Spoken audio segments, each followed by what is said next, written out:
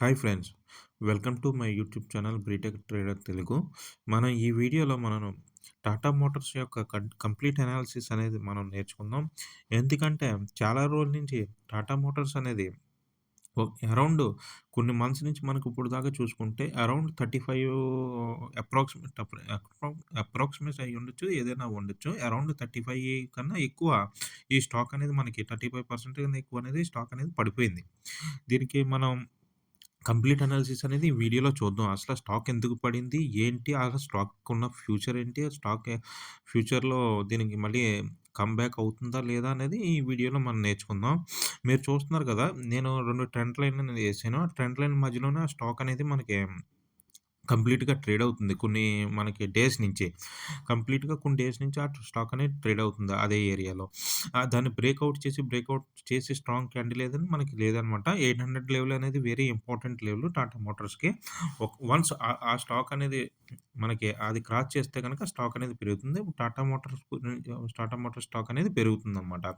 ఇప్పుడు టాటా మోటార్స్ అఫీషియల్‌గా అనౌన్స్ చేసిన అనౌన్స్‌మెంట్‌లనేవి మనం చూద్దాం. ఎందుకంటే ఈ స్టాక్ గురించి మనకు కంప్లీట్ అనాలిసిస్ కావాలి కాబట్టి టాటా మోటార్స్ అనేదేంటంటే టూ 3% అనేది మనకి ఇంక్రీజ్ చేస్తున్నారన్నమాట. కార్స్‌లో passenger vehicles cars including EVs. And ఇదే విధంగా 2% అనేది మనకి కమర్షియల్ వెహికల్స్ అనమాట. ఇదేమో 9థ్ డిసెంబర్‌న మనకి రిలీజ్ అయిన ప్రెస్ నోటు. లేటెస్ట్ న్యూస్ చూసుకుంటే 2% అనేది టాటా మోటార్స్ అనేది 2% కమర్షియల్ వెహికల్స్ కూడా మనకి కమర్షియల్ వెహికల్స్‌లో మనకి ఇంక్రీజ్ అవుతున్నాయి ప్రైస్‌లు. దీనివల్ల ఏంటంటే టాటా మోటార్స్ అనేది ఎక్కువ ఈ మంత్‌లో ఎక్కువగా సేల్ అయ్యే అవకాశం ఉంది. ఇదొక పాజిటివ్ రెస్పాన్సు. ఆహ్, ఇప్పుడు మనం కంప్లీట్ అనాలిసిస్‌తో పాటు స్క్రీనర్ డాట్ ఇన్‌లోకెళ్ళి మనం టాటా మోటార్స్ అనేది మనం చూద్దాం. టాటా మోటార్స్ మార్కెట్ క్యాప్ ఇయన్నీ మీకు ఆల్రెడీ కొన్ని కొన్ని తెలిసే ఉంటాయి. మార్కెట్ క్యాప్, కరెంట్ ప్రైస్ ఇంతలో ట్రేడ్ అవుతుంది. స్టాక్ పీఈ కన్నా ఇండస్ట్రీ పీఈ కన్నా స్టాక్ పీఈ అనేది తక్కువుంది. అంటే ఈ స్టాక్ అనేది అండర్ వాల్యూడ్. మనం తీసుకోవచ్చు. ఎందుకంటే టాటా మోటార్స్ అనేది మనకి ట్రస్ట్ కాబట్టి టాటా మోటార్స్ అనేది మనకు నమ్మకం ఎక్కువ. టాటా ప్రొడక్ట్స్ మీద కూడా నమ్మకం ఎక్కువ. స్టాక్స్ మీద కూడా మనకు నమ్మకం ఎక్కువే. కానీ ఇందులో వచ్చేసి ఏమిటంటే మనం ప్రమోటర్ హోల్డింగ్ గురించి మాట్లాడుకుందాం. ముందులో ప్రమోటర్ హోల్డింగ్ అనేది ఇప్పుడు రీసెంట్‌గా తగ్గిందనమాట. అది ఎంత తగ్గిందనేది మీరు చూద్దాం. చూసిన తర్వాత కనవయన్నీ మనకి ఈ స్టా కరెంట్ రేషియో ఇయన్నీ రిటర్న్ ఆన్ ఈక్విటీ ఇయన్నీ బానే ఉన్నాయి మనకి టాటా మోటార్స్ అనేది స్ట్రాంగ్ స్టాక్ ఇది.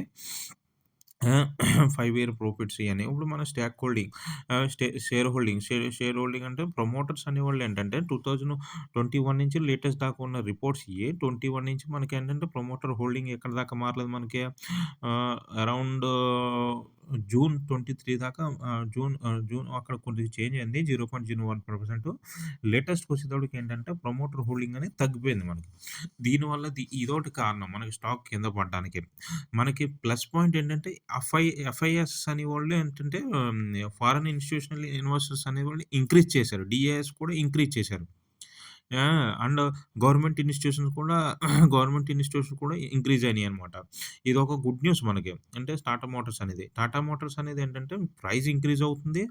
ఒకటి ప్రైజెస్ అనేవి ఇంక్రీజ్ చేస్తున్నారు. 2 అంటే నెక్స్ట్ మంత్ ప్రైస్ ఇంక్రీజ్ చేస్తుంటే ఈ మంత్స్ అనేది సేల్స్ అనేది బావుంటాయి. ఇప్పుడు మనకి చార్ట్‌లో చూసుకున్నట్టు కంప్లీట్ ఫాల్ డౌన్ తర్వాత మనకి ఎవరైతే ఈ స్టాక్ తీసుకున్నారో వాళ్ళు హోల్డ్‌లో ఉంచండి. సేల్ చేయొద్దు. ఎందుకంటే ఈ స్టాక్ అనేది మళ్ళీ పెరిగే అవకాశాలు చాలా ఉన్నాయి. ఎందుకంటే టాటా మోటార్స్ హెవీ స్టాక్ మనకి. ఇప్పుడు మనం ఈ చార్ట్‌లు చూసినట్టుగా కంప్లీట్ సైకిల్‌లో మనకి స్ట్రాంగ్ క్యాండిల్ అనేది మనకి ఇక్కడ మనకు ఫార్మ్ అవ్వలేదు. ఈ కంటిన్యూ ఫాల్ డౌన్ తర్వాత ఫాల్ డౌన్ అయింది.